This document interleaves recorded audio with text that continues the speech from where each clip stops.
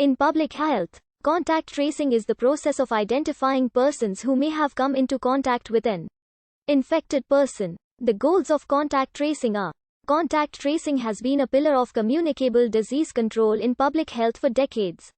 The eradication of smallpox, for example, was achieved not by universal immunization, but by exhaustive contact tracing to find all infected persons. This was followed by isolation of infected individuals and immunization of the surrounding community and contacts at risk of contracting smallpox. In cases of diseases of uncertain infectious potential, contact tracing is also sometimes performed to learn about disease characteristics, including infectiousness.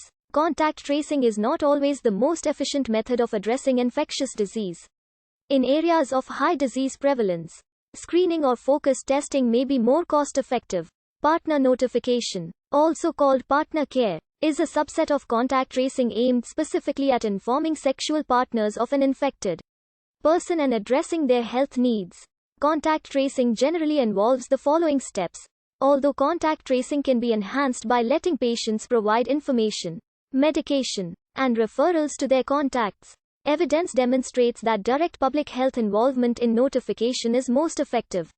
The types of contacts that are relevant for public health management vary with the communicable disease because of differing modes of transmission. For sexually transmitted infections, sexual contacts of the index case are relevant, as well as any babies born to the index case. For blood-borne infections, blood transfusion recipients, contacts who shared a needle, and anyone else who could have been exposed to the blood of the index case are relevant. For pulmonary tuberculosis, people living in the same household or spending a significant amount of time in the same room as the index case are relevant. Although contact tracing is most commonly used for control of diseases, it is also a critical tool for investigating new diseases or unusual outbreaks. For example, as was the case with SARS, contact tracing can be used to determine if probable cases are linked to known cases of the disease, and to determine if secondary transmission is taking place in a particular community.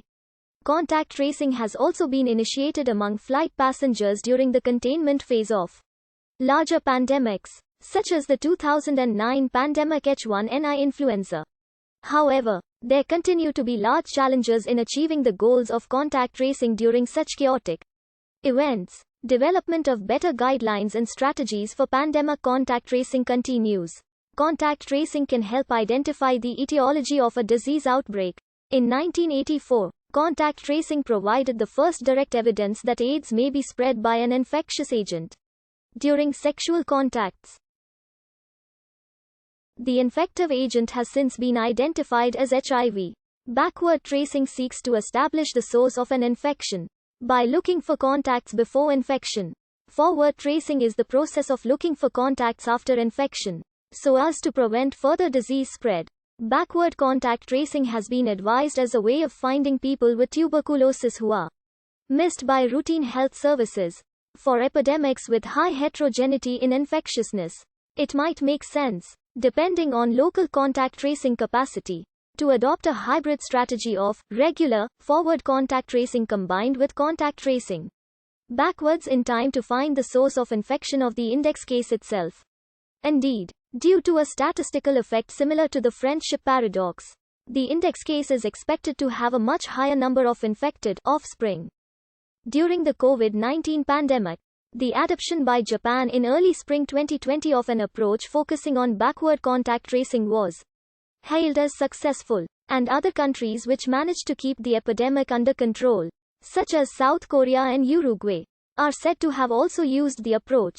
There is mounting theoretical support for the adoption of this strategy in the context of COVID, if local resources allow. Journalist and author Laurie Garrett pointed out in late October 2020, however, that the amount of the virus in the US is now so large that no health departments has the resources to contact and trace.